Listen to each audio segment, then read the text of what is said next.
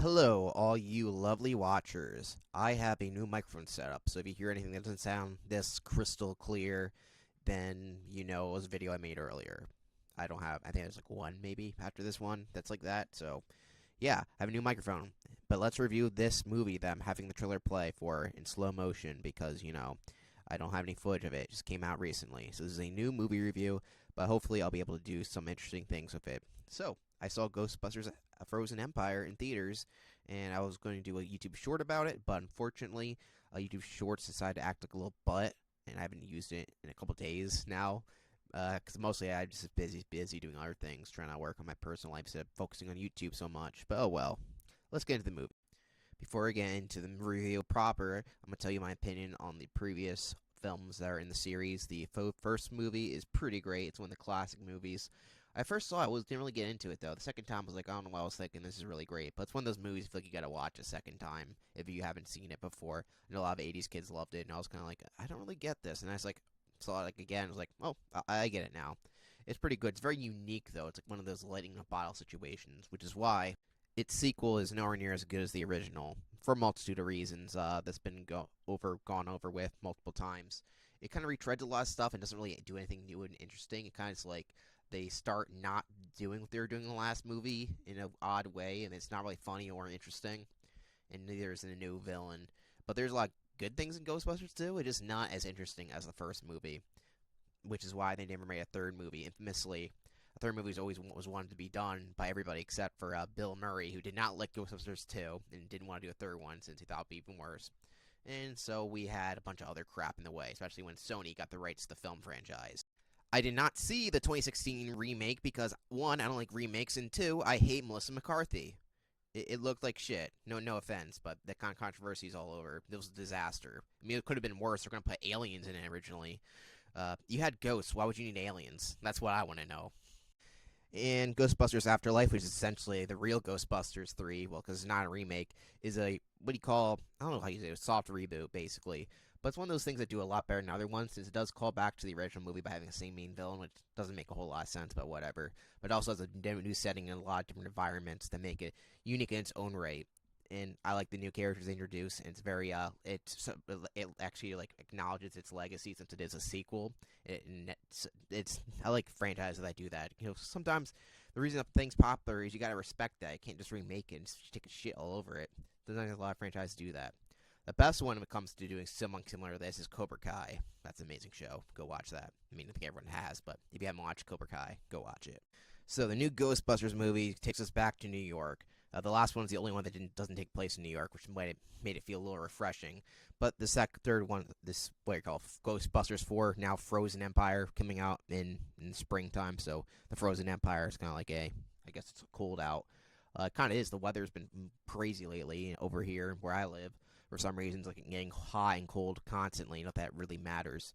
So this movie is kind of a mixed bag. Well, I do recommend watching it in theaters. If you like Ghostbusters, you'll probably enjoy it. There's a lot of fun stuff, and the effects are pretty good. But overall, it doesn't really do a whole lot that I would personally like, especially after the first movie. It's very mixed on what it wants to do. There's like so many weird subplots that it's insane.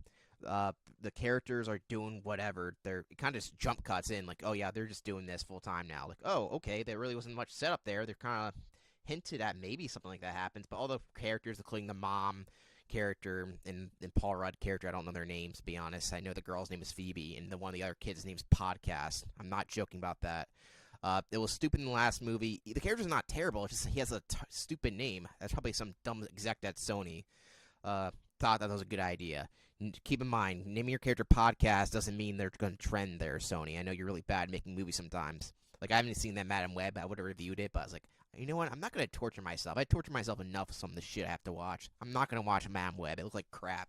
We're not talking about Madam Web. We're talking about Ghostbusters Frozen Empire. There's problems with the movie, but it's better than Ghostbusters 2 and probably better than the remake that like I said, I refuse to watch because it looks like absolute shit. And it's really hard to talk over footage that's really slowed down, but like I said, these companies love to copyright stuff, and I know Sony would probably do it too in a heartbeat, knowing their history. So these characters they're Ghostbusters now, and they get reprimanded by the guy who's now the mayor. I forget his name. It's like Walter Peck, I think that's his name. Yeah, pretty sure that's his. and they're like, you can't have this one character do it. So the main girl from the last movie is just basically doing nothing and talks to a ghost girl the whole movie, kind of. Not really. It feels like one of those plots that need to be focused on way more, but it's kind of not. And they have a weird relationship. Like, I don't know if it's romantic or not. I was kind of confused because they barely shared any screen time. And then all of a sudden, she's like, I'm going to do this sacrifice for you. Like, maybe if they had more screen time, it would have worked. But because there's so little of it, it just didn't. It fell flat. And also that character just didn't really work that well. If Because there's so many subplots, you gotta throw in the original Ghostbusters and their own team doing other stuff, which is fine, but you can't have both of them at the same time because they're not really clashing. Plus, this movie's kind of short. It goes through these all these plot elements at an incredible fast pace. That is like, oh, look, that looks cool, but they barely focus on it. They learn more about this thing, but the thing, like this demon ice guy, I forget his name. I don't think he had a name actually. Maybe he did, but probably I don't know. He shows up at the very end, and then they all like, oh, they're all like every character, every side character, every main character, like, they're all in the suits and getting these things. Like, okay, it's gonna be like some interesting thing in this action set piece. That's what it looked like based on the trailer. But with all these other ghosts, but no, not really. He just freezes stuff. And the one guy who is the only thing that really he's like this fire guy just like comes out like, well, I'm the fire master or something. It's kind of stupid to be honest. It's kind of funny, but it kind of doesn't really work that well. And that's it. They defeat him pretty easily. That kind of sucked, and they didn't really use much of the. They think like a bunch of ghosts are going to come out. Their old machine that's been locked in there. Maybe we see some older ghosts. We do see the library ghost. I guess they never caught that ghost.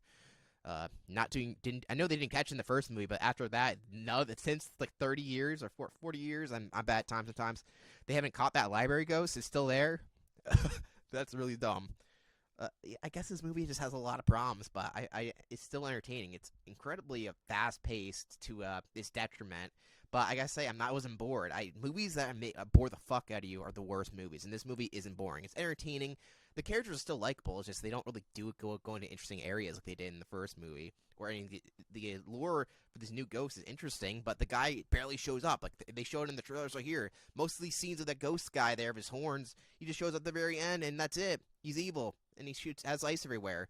And that immediately goes away once he's dead. And yeah, the town likes the Ghostbusters. Whoop-de-doo, likes the city.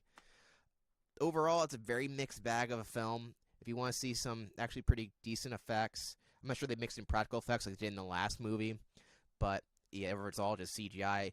But overall, both of them, whatever they did, looks pretty good. And honestly, it didn't seem like this movie's doing bad because the theater was nicely packed. Oddly enough, I didn't see theaters like that in a while.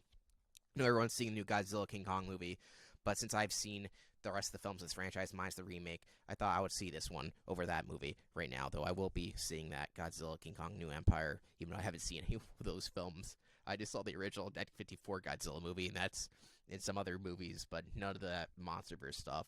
I think after the 2014 Godzilla movie, I was bored on my mind, so I didn't waste my time seeing other movies, but now I'm procrastinating here. Yeah, that's it. That's everything I need to say. Hello, all you lovely watchers. I have a new microphone setup, so if you hear anything that doesn't sound this crystal clear, then you know it was a video I made earlier.